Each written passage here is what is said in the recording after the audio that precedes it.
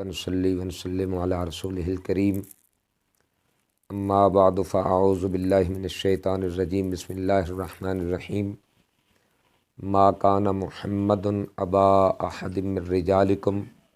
ولکن رسول اللہ وخاتم النبیین لبیک لبیک لبیک یا رسول اللہ تاجدار ختم نبوت من سب نبیا میں حکومت پاکستان اور مقتدر اداروں کی اس طرف توجہ دلوانا چاہتا ہوں کہ تحریک لبیک یا رسول اللہ پاکستان کے ساتھ جو معاہدے فیض آباد میں قبلہ قائد محترم شیخ الحدیث و تفسیر امیر المجاہدین علامہ حافظ خادم حسین رضوی صاحب رحمۃ اللہ علیہ ان کے ساتھ کیے گئے تھے کہ ان پر من و عن عمل ہونا چاہیے اور اس میں کسی قسم کی کوتاہی نہیں ہونی چاہیے، کیونکہ یہ معاملہ عزت مصطفیٰ صلی اللہ علیہ وآلہ وسلم کا ہے۔ تو فی الفور جو ہے فرانس کے سفیر کو نکالا جائے اور جو معاہدے کیے گئے تھے ان پر عمل کیا جائے، کیونکہ پوری امت مسلمہ کے دل اس سے زخمی ہیں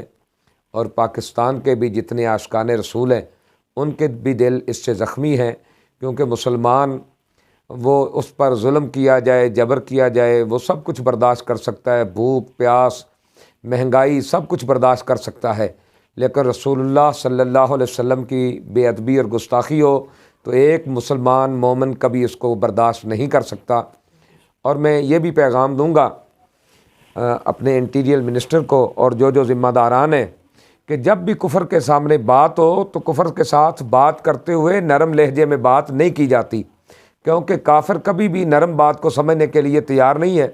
جس طرح جنگ احد میں جب نبی کریم علیہ السلام کے چچا حضرت امیر حمزہ رضی اللہ تعالیٰ عنہ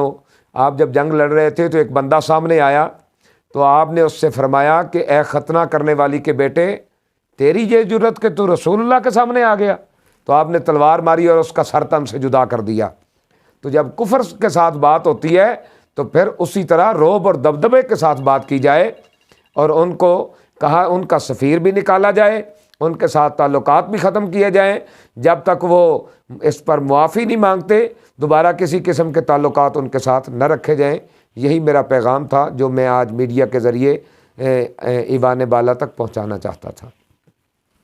جی ہمارا سوال ہے کہ فیض آباد دھرنے میں آخری جو معاہدہ گورنمنٹ سے ہوا ہے وہ معاہدہ اصل میں ہے کیا؟ بسم اللہ الرحمن الرحیم۔ معاہدہ یہ تھا کہ فرانس نے آج تک 1450 سالہ تاریخ میں ایسا کبھی بھی نہیں ہوا کہ کسی ملک نے سرکاری سطح پر رسول اللہ صلی اللہ علیہ وسلم کی گستاخی کی ہو، بے ادبی کی ہو۔ تو فرانس والوں نے جب حضور علیہ الصلوۃ والسلام کے خاکے بنائے تو کبریٰ امیر المجاہدین نے فیض آباد جو حکومتی ذمہ داران کے ساتھ جو معاہدہ ہوا تھا، معاہدہ یہ تھا کہ فرانس کا سفیر بھی نکالو اور فرانس کے ساتھ معاشی، تجارتی، سفارتی، بحری، ہوائی تمام تعلقات ختم کیے جائیں، اور جو فرانس کی پروڈکٹس پاکستان میں موجود ہیں ان پر سرکاری سطح پر پابندی لگائی جائے، اپنا جو سفیر پاکستان کا وہاں موجود ہے اس کو بھی واپس بلایا جائے۔ تو یہ جو ہے معاہدے ہوئے تھے ان کے ساتھ، جو مین معاہدے تھے۔ اچھا، دوسرا میرا سوال یہ ہے کہ اگر حکومت اس معاہدے کی پاسداری نہیں کرتی تو تحریک لبیک پاکستان کیا لائے عمل ہوگا؟ الحمدللہ میں چونکہ شورا کا رکن بھی ہوں اور جنوبی پنجاب کا بطور صدر بھی میری ذمہ داری ہے، میرے ساتھ ناظم اعلیٰ جنوبی پنجاب جناب پیر محسن فرید چشتی صاحب تشریف فرمائے، اور قانونی مشیر رانا نصر اللہ خان ایڈوکیٹ وہ بھی تشریف فرما ہے، ناظم شعبہ نشر و اشاعت محمد شعیب سروری محمدی سیفی صاحب آپ بھی تشریف فرمائیں۔ مرکز کے ساتھ بھی ہم مسلسل رابطے میں ہیں، اور جنوبی پنجاب کے حوالے سے اگر ان معاہدوں پر عمل نہیں کیا جاتا، پہلی تو ہماری کوشش یہ ہے کہ حتی الامکان ہم ان کے ساتھ مذاکرات کریں، میٹنگز کریں، M N As M P As کو جا کے ملیں۔ ہم نے کمیٹی ترتیب دی ہے جو ملاقاتیں کر بھی رہی ہے کہ آپ اسمبلی میں بھی آواز اٹھائیں، آپ بھی ہمارا جو ہے جب بھی کوئی بات ہوتی ہے تو آپ کہتے ہیں کہ ہم بھی عاشق رسول ہیں، تو اب آپ کے عشق رسول کے اظہار کا موقع ہے، آپ بھی آئیں، یہ آواز اٹھائیں، پارلیمنٹ میں آواز اٹھائیں، کیونکہ ہم تو پارلیمنٹ میں آواز نہیں اٹھا سکتے، تو جن کی وہاں تک رسائی ہے، تو جو کہتے ہیں کہ ہم بھی عاشق رسول ہیں، تو اب ان کے ساتھ ہم رابطے کر رہے ہیں تاکہ وہ وہاں تک آواز اٹھائیں۔ اور اگر سفیر کو نہیں نکالا جاتا تو پھر ہمارا ایک لاہ عمل تیار ہے، جس طرح قائدین حکم کریں گے، ہمارے پاس تمام آپشن ہمارے سامنے ہیں کہ اس میں دھرنا بھی ہو سکتا ہے، اس میں لانگ مارچ بھی ہو سکتا ہے، اور اس میں پورے ملک میں پہیہ جام بھی ہو سکتا ہے۔ تو اگر ہمیں مجبور کریں گے اس بات پر، تو ہمارے جنوبی پنجاب کے حوالے سے جو میرے پاس رپورٹ ہے، اس میں ڈویژن ڈی جی خان ہے، بہاولپور ہے، ملتان ہے، تو راجن پور، چوک اعظم، رجان، لیا، چوبارہ، خانیوال، لودھراں، ملتان، بہاول نگر، رحیم یار خاں، کوٹ سبزل، بہاولپور، تحصیل رجان تک سب کے ساتھ ہمارے رابطے ہیں۔ تو ساتھیوں نے مجھے جو لسٹیں دی ہیں ان میں 72 سیٹر بسیں ہیں، کاریں ہیں، کیری ڈبے ہیں، ٹویٹا ہیں، ہائی روف ہیں، تقریباً 4000 کے قریب گاڑیاں جو ہے ہماری بک ہو چکی ہیں، ان کے ساتھ ہماری بات ہو چکی ہے جنوبی پنجاب کے اندر کہ اگر قائدین حکم دیں گے کہ آپ نے لاہور پہنچنا ہے یا آپ نے اسلام آباد پہنچنا ہے، جہاں کا حکم ہوگا وہاں پر انشاءاللہ العزیز ہم پہنچیں گے۔ اور اگر کوئی کریک ڈاؤن کی صورت بنتی ہے تو تمام ڈویژنز میں، اضلاع میں، تحصیلوں میں، یونین کونسل تک ہم نے پلان اے اور پلان بی تیار کر لیا ہے کہ اگر کریک ڈاؤن ہوتا ہے، قائدین کو پکڑا جاتا ہے، تو پھر ذمہ داری کس کی ہوگی؟ ڈویژن میں، ضلع میں، یونین کونسل تک اگر ان کو بھی پکڑ لیا جاتا ہے کریک ڈاؤن میں، تو پھر اس کے بعد ذمہ داری کس کی ہوگی؟ یوں نہیں ہوگا کہ جناب وہ کریک ڈاؤن کریں تو پیچھے سے بندہ ہی نظر کوئی نہ آئے۔ انشاءاللہ العزیز یہ پوری امت مسلمہ کا معاملہ ہے، کسی ایک بندے کا معاملہ تو نہیں، معاملہ تو ناموس رسالت کا ہے۔ تو انشاءاللہ العزیز سڑکوں پر اتنے سر نظر آئیں گے کہ چشم فلک نے ایسا نظارہ پہلے کبھی نہیں دیکھا ہوگا۔ یوں کر کے انشاءاللہ العزیز تحریک لبیک کے عاشقان رسول اس کا انشاءاللہ جواب دیں گے۔ اچھا، میرا ایک اور سوال ہے کہ تحریک لبیک پاکستان مذہبی جماعت کے ساتھ ساتھ ایک رجسٹرڈ سیاسی جماعت بھی ہے، تو کیا سیاسی حوالے سے یہ بلدیاتی الیکشن یا جنرل الیکشن آتے ہیں تو اس میں تحریک لبیک حصہ لے رہی ہے؟ جی انشاءاللہ العزیز تحریک لبیک یا رسول اللہ پاکستان جنرل الیکشن ہو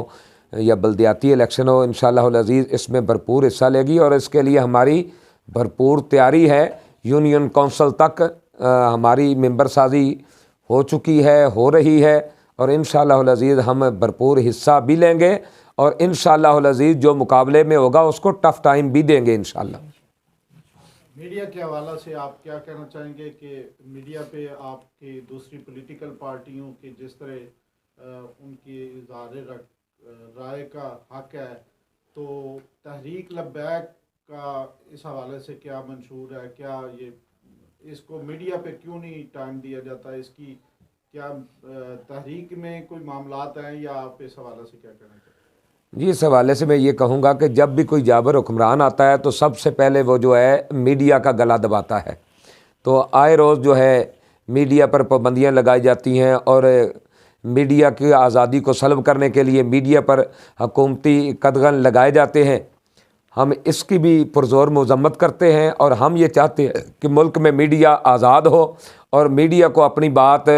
آزادی اظہار رائے کا پورا حق دیا جائے، کیونکہ جو جابر ہوتے ہیں، ظالم ہوتے ہیں، پہلے تو ہم سنا کرتے تھے کہ اگر کسی ڈکٹیٹر کی حکومت ہوتی ہے تو اس میں میڈیا پر پابندی ہوتی ہے، تو اب تو ڈکٹیٹر کی حکومت بھی نہیں ہے، اور اب بھی میڈیا پر پابندی ہے کہ انہیں آزادی کے ساتھ بات نہیں کرنے دی جا رہی۔ تو میں اس کی پرزور مذمت بھی کرتا ہوں، اور حکومت سے یہ بھی کہتا ہوں، اس بات پر زور دیتا ہوں کہ میڈیا کو آزاد کیا جائے اور میڈیا کا گلا نہ دبایا جائے، اور میڈیا ہاؤسز اور ان کے ذمہ داران سے بھی میں یہ ریکویسٹ کروں گا کہ آپ بھی کہتے ہیں کہ ہم نے میڈیا کی آزادی کے لیے بہت قربانیاں دی ہیں، تو جو میڈیا کی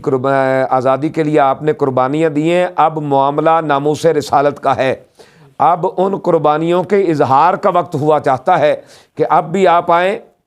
حضور علیہ الصلوۃ والسلام کی یہ جو گستاخی ہوئی ہے، آپ کالی پٹیاں باندھیں، میدان عمل میں آئیں، اپنا احتجاج ریکارڈ کروائیں کہ فقط تحریک لبیک ہی نہیں ہے میدان عمل میں، تمام میڈیا والے بھی عاشقان رسول ہیں اور ہم بھی میدان عمل میں موجود ہیں، اور میں امید بھی کرتا ہوں